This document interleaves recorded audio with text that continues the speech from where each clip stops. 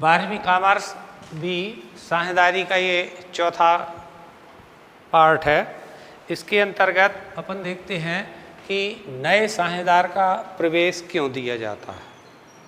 साझेदारी में कम से कम 2 व्यक्ति, अधिक से अधिक 20 व्यक्ति और बैंकिंग व्यवसाय के लिए 10 व्यक्तियों का होना अनिवार्य है। कभी कभी क्या होता है, अपन 3 साझेदार हैं और अपने को कई ऐसी परेशानी आ जाती है कि अपने को पूंजी की भी आवश्यकता होती है, एक खरीदने वाले की भी आवश्यकता होती है, एक बेचने वाले साझेदार की भी आवश्यकता होती है, एक प्रतिष्ठा वाले ख्याति वाले की आवश्यकता होती है। ऐसी स्थिति में अपन नए साझेदार को भर्ती करते हैं। 2 की जगह 3 कर लेते हैं, 3 की जगह 4 कर लेते हैं, 5 कर लेते हैं, आगे करते हैं। उसके पहला कारण है कि फर्म में नए साझेदार को दिए जाने वाले 5 कारण हैं। इसमें पहला है, जब फर्म में किसी योग्य एवं प्रभावशाली व्यक्ति की आवश्यकता हो। योग्य एवं प्रभावशाली व्यक्ति, योग्य एवं प्रभावशाली,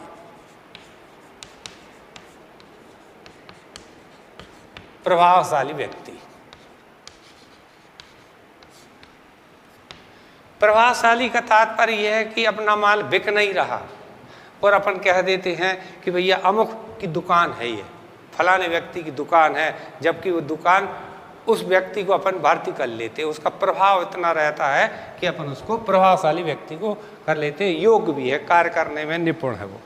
दूसरा पॉइंट है इसका, अधिक पूंजी की आवश्यकता। जब अपने पास में पैसे की कमी हो जाती है तो अपन जो आदमी पूंजी देने के लिए आता है, पूंजी देने के तैयार हो जाता है, तो फर्म को पूंजी की अधिक पूंजी की आवश्यकता, पूंजी के कारण कोई व्यक्ति पूंजी लेकर के आता है, पूंजी के कारण अपन इसको भर्ती कर लेते हैं। अपने पास पैसे की कमी आ गई, तीसरे आदमी को भर्ती किया, वो कह रहा भैया मेरे से 1 लाख रुपया और ले लो, तो अपन उसको भर्ती कर लेते हैं। तीसरा है विशिष्ट ज्ञान के कारण। विशिष्ट ज्ञान, विशिष्ट ज्ञान।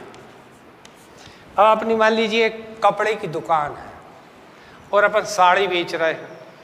अपने पास सेल्समैन तो हैं, पर वो सेल्समैन ऐसे हैं कि वो माल ज़्यादा नहीं बेच पाते। अब एक व्यक्ति ऐसा आता है, वो कह रहा भैया मेरे पास पैसे नहीं हैं, मेरे पास माल बेचने की कला है। अब कला किस प्रकार की, पहले 2 साझेदारों ने देखा कि भैया तेरी कला कैसी, बता दे। अब वो साझेदार काउंटर के ऊपर खड़ा होता है, 4-6 महिलाएं काउंटर के ऊपर आती हैं, वो 50 किस्म की साड़ियाँ बतलाता है, उनको महिलाओं को पसंद नहीं आती हैं। अब उसके पास तो विशिष्ट ज्ञान था ना, उस विशिष्ट ज्ञान के द्वारा उन्होंने उन महिलाओं से कहा बहन जी आप जाइए मत, रुकिए, अब मैं अच्छी साड़ी लेकर के आ रहा हूँ, जो हमारे यहाँ सेठ जी को पसंद है, वो घर के लिए लेकर के आए थे, मैं आपको वो साड़ी लेता। सब दुकान की सबसे रद्दी किस्म की जो साड़ी थी वो सेल्समैन लेकर के, साझेदार लेकर के आता है और अंदर जा कर के फुल पैंट के ऊपर उस साड़ी को पहनता है, अच्छा बढ़िया घूंघट डाल के आता है और फिर 4 महिलाओं से कहता है देखिए बहन जी ये साड़ी देखिए, ये इसकी पहनने की डिजाइन देखिए कितनी अच्छी लग रही है। वह विशिष्ट ज्ञान के द्वारा 4 महिलाओं को आकर्षित कर लेता है और वह दुकान की सबसे रद्दी किस्म की जो साड़ी होती है वो 4 महिलाओं के लिए अपने विशिष्ट ज्ञान के द्वारा उनको प्रदान कर देता है। ये माल बेचने की भी एक कला होती है, एक माल खरीदने की भी कला होती है। एक किसान माल खरीदता है तो वो कहता है भैया इस अनाज में तो कंकड़ ही कंकड़ है, मिट्टी ही मिट्टी है। किसान कहता है ये 3 छन्ने लगा करके लाए हैं, बहुत अच्छा माल है हमारा। तो विशिष्ट ज्ञान खरीदार में भी होता है और बेचने वाले में भी होता है। तो अपने पास में जब नया साझेदार भर्ती करते हैं तो जिसके पास अच्छा ज्ञान होता है, जैसी दुकान चला रहे हैं अपन, उसका ज्ञान उसके पास में है, तो अपन उस विशिष्ट ज्ञानी व्यक्ति को साझेदार बना लेते हैं। चौथा है किसी कर्मचारी को प्रोत्साहित करने हेतु साझेदार बनाया जाता है। अब कर्मचारी अपने पास में है, उसको प्रोत्साहन करना है, प्रोत्साहन। जाने वाला वो कर्मचारी कह रहा भैया मैं नहीं जाता, मैं आपके यहाँ काम नहीं कर रहा, अपन उससे कहते हैं भैया तू साझेदार बन जा, उसको अपन काम जवाबदारी की सौंप देते, साझेदारी का हिस्सा दे देते, वह नए साझेदारी में प्रवेश हो जाता है और उसमें उत्साह आ जाता, भैया मैं तो मालिक बन गया, अभी तो मैं कर्मचारी था, अब मालिक के हैसियत से मैं रह रहा हूँ। तो ऐसी स्थिति में भी अपन उसको प्रोत्साहित करके, उत्साहित करके और उसे साझेदार बना सकते हैं। और 5वां पॉइंट है अवकाश ग्रहण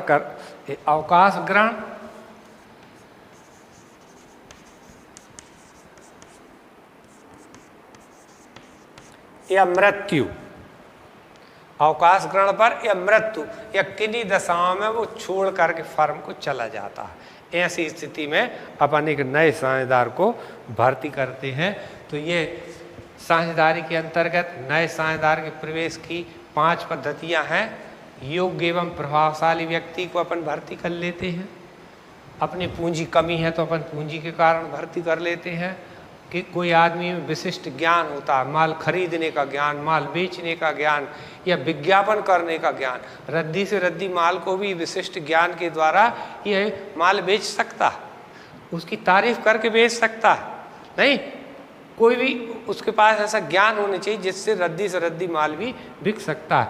अब एक कर्मचारी उसको प्रोत्साहन देना, उसको मालिक बना देना, उसको साझेदार बना देते, वो उत्साह के द्वारा कार्य करता है। और 5वां पॉइंट है जब अपन कोई 2 साझेदार हैं, एक छुट्टी लेकर चला गया, वो कह रहा मैं नहीं अब साझेदार बनना चाहता, तो नया साझेदार रखते। या मान लीजिए एक साझेदार खत्म हो जाता, मृत्यु हो जाती, तो अपने को अन्य साझेदार को भर्ती करना पड़ता है। अब जब ये जो नए साझेदार आ जाते हैं तब फर्म की स्थिति बड़ी गड़बड़ हो जाती। उस समय क्या होता है, मान लीजिए कि अपना जो लाभ है, लाभ हानि का हिस्सा है वो बराबर बराबर का होता है। अब जब एक आध दो साझेदार थे, आधा आधा ले लेते थे। अब तीसरा साझेदार आया तो 2 साझेदारों को अपना हिस्सा छोड़ करके तीसरे साझेदारों को देना होगा। और नए साझेदार को भर्ती करेंगे तो अपने यहाँ जो संपत्तियाँ हैं, अपने यहाँ जो कर्जा है, अपने यहाँ जो फंड रखे हुए हैं, उन सब का अपने को फिर से पुनर्मूल्यांकन करना पड़ेगा। अपनी ख्याति का मूल्यांकन करना पड़ेगा, अपनी पूंजी का करना पड़ेगा, अपनी कई प्रकार की ऐसी चीज़ें हैं कि नए साझेदार के आने पर अपने को पुनर्मूल्यांकन करना पड़ता है। फर्म के संगठन में परिवर्तन होने अर्थात साझेदार फर्म में है, साझेदार के प्रवेश, अवकाश, मृत्यु होने पर संपत्तियों और दायित्वों का, संपत्तियां भी अपने पास रहती हैं और दायित्व भी रहते हैं। तो कुछ संपत्तियां रहती हैं जिनकी कीमत बढ़ जाती है, कुछ संपत्तियां रहती हैं जिनकी कीमत घट जाती। जैसे अपन ने मान लीजिए 10 साल पहले एक प्लाट खरीदा था 6,000 रुपये में, आज 6 लाख रुपए का हो गया, उसकी संपत्ति कीमत बढ़ गई। अपन ने मान लीजिए पिछले 10 साल पहले अपनी संस्था के लिए फ्रिज लिया या अपन ने अलमारियाँ ली या फर्नीचर लिया, अपन पुराने फर्नीचर को बेचेंगे तो अपने को उतनी कीमत में नहीं बिकेगा, उसके ऊपर कमी आएगी, ह्रास आएगा। तो कुछ चीज़ों के ऊपर पैसे बढ़ जाते हैं और कुछ के ऊपर कम जाते हैं। ऐसे कई प्रकार की चीज़ें होती हैं जिसमें उतार चढ़ाव होता है, मूल्यों का बढ़ना भी होता है और घटना भी होता है। ऐसी स्थिति में अपन अपने फर्म का पुनर्मूल्यांकन करते हैं और उसके लिए एक पुनर्मूल्यांकन खाता तैयार करते हैं। उसमें लाभ होता है और हानि होती है, हानि को घटा देते हैं, लाभ को बराबर बराबर बांटते हैं। इसके बाद अपन देखते हैं नए साझेदार के कौन कौन से अधिकार होते हैं। जी जो साझेदार अपन ने भर्ती तो कर लिए पर पुराने साझेदारों के जो अधिकार थे वो अलग थे। अब इनके भी कौन कौन से अधिकार होते हैं पहले अपन देखेंगे। नए साझेदार को व्यवसाय के प्रबंध एवं संचालन में भाग लेने का अधिकार होगा। काय का होगा? प्रबंध का और संचालन का। नए साझेदार को परामर्श देने और सुनने का अधिकार भी होगा, सलाह भी देगा और सुनेगा भी।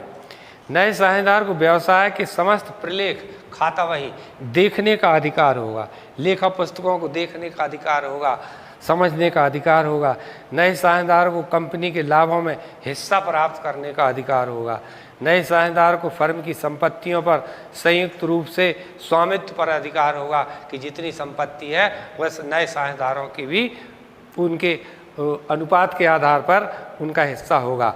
नए साझेदार द्वारा दी गई अतिरिक्त पूंजी पर ब्याज पाने का भी अधिकार होगा। यदि इनमें से कोई साझेदार फर्म के लिए अतिरिक्त पैसा देता है तो उसके लिए ऋण के ऊपर 6% की दर से लाभ पूंजी पर ब्याज दिया जाएगा। अगर कोई ऋण देता है तो उस ऋण के ऊपर 6% की दर से सालाना ब्याज दिया जाएगा। इस तरीके से नए साझेदार की प्रवेश की चीज़ें देखी अपन ने। पुनर्मूल्यांकन खाता देखा अपन ने। पुनर्मूल्यांकन के बाद में अपन देखेंगे कि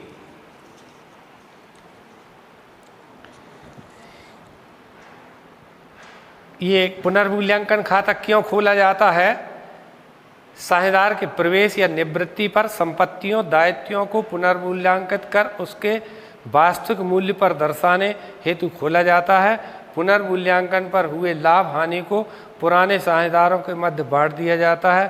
संपत्ति व दायित्वों के पुनर्मूल्यांकन के संबंध में पंजी प्रविष्टियाँ दी गई। यहाँ पर संपत्ति के मूल्य बढ़ने व दायित्वों का मूल्य कम होने पर, संपत्तियों का मूल्य घटने व दायित्वों का मूल्य बढ़ने पर इस तरीके से पंजी प्रविष्टियाँ होती हैं। इतने ही पार्ट 3 के अंतर्गत देखा। आगे फिर अपन बाद में देखेंगे।